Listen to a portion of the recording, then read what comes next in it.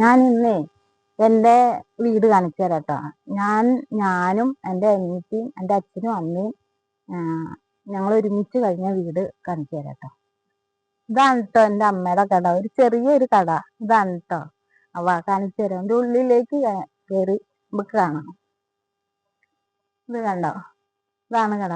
എൻ്റെ അമ്മ ഉണ്ടായിരുന്നപ്പോ ഈ കട നിറച്ച് സാധനങ്ങളായിരുന്നു. ഈ ചില്ലലമാരയിലും ഇതിന്റെ ഉള്ളിലൊക്കെ നിറച്ച് സാധനങ്ങളായിരുന്നു. അപ്പൊ അമ്മ മെയ് 13-ാം തീയതി ആവുമ്പോ 3 വർഷമാവും ഞങ്ങളുടെ കൂടെ നിന്നിട്ട് അമ്മ വേറൊരു ലോകത്തിലേക്ക് പോയിട്ട്. കട ഇത്രയൊക്കെ ഉള്ളൂ. ഇനി വീട് കാണിച്ചു തരാം. ഇപ്പൊ ഈ കട നടത്തുന്ന അപ്പനാണ് ഈ കട അന്നുള്ള കാര്യം അപ്പന്റെ ചെലവിന് വേണ്ടി അപ്പൻ നടത്തിക്കൊണ്ട് പോകണം. ഇനി വീട് കാണിച്ചു തരാം. ഈ വീട്ടിലിപ്പൊ അപ്പനും എൻ്റെ അനിയത്തിയുടെ ഒരു മോനും മാത്രമായിട്ട് ഇവിടെ താമസിക്കുന്നുള്ളൂ. പിന്നെ ഈ വീട് ഇങ്ങനെ കിടക്കണ എന്താന്ന് വെച്ചാൽ ഞങ്ങള് ലൈഫില് ഒരു അമ്മയുള്ളപ്പോ അപേക്ഷ കൊടുത്തതാണ്. പക്ഷെ കിട്ടിയിട്ടില്ല.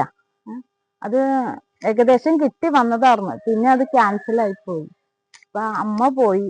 ഇനിയിപ്പൊ അതിനു വേണ്ടി ഇറങ്ങി നടക്കാനുള്ള ആൾക്കാരൊന്നും ഇല്ല. അപ്പനാണെങ്കിൽ തീരെ പ്രായമായതാണ്. പിന്നെ എനിക്കിനെ കല്യാണം കഴിച്ചു കൊടുത്തേക്കുന്ന തിരുവനന്തപുരത്താണ്.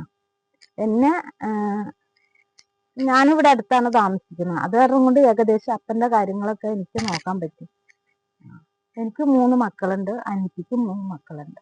എൻ്റെ അമ്മയുടെ വലിയൊരു ആഗ്രഹമായിരുന്നു ഈ വീട് ഒന്ന് പണിതെടുക്കണമെന്ന്. പക്ഷെ അത് സാധിച്ചില്ല.